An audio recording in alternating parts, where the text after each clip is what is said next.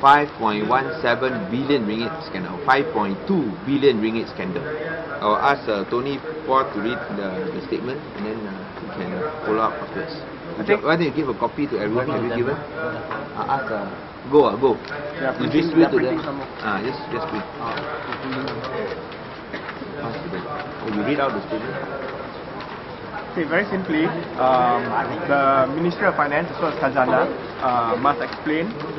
The Ministry of Finance and Khazanah must explain to the public as well as to the Parliament on the calamitous performance of Silterra since its establishment in 1994.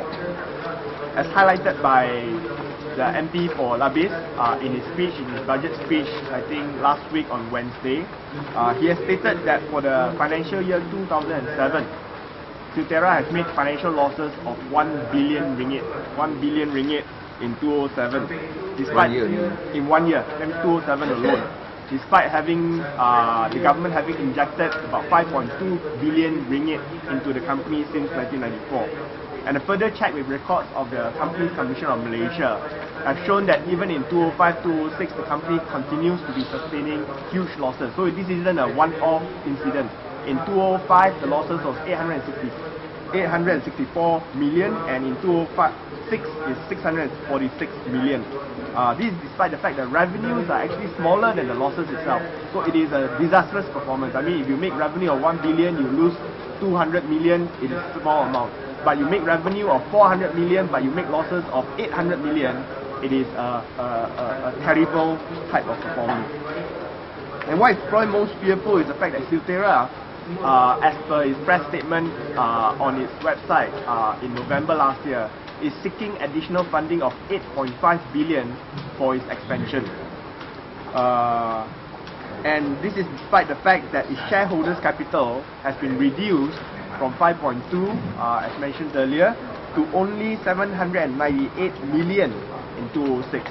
2007 is not confirmed because we have not been able to get access to the full audited report. But we suspect in 2007, because of the losses, the capital base for the company is even lower than 798 million. And it is probably one of the reasons why it needs to be recapitalized very quickly. Khazanah Nasional and the Finance Minister must explain in Parliament the extraordinary losses incurred to date, on whether there's continued viability of Silterra, and if viable at all, what are the critical measures being put in place to rescue its subsidiary from the intensive care unit. Actually, this word intensive care unit is actually used by Khazanah itself, and this matter was briefly discussed in the Public Accounts Committee in the Parliament, I think about three months ago. Although there are so many cases now that we don't know when we will be able to discuss further on this issue with PAC. Okay?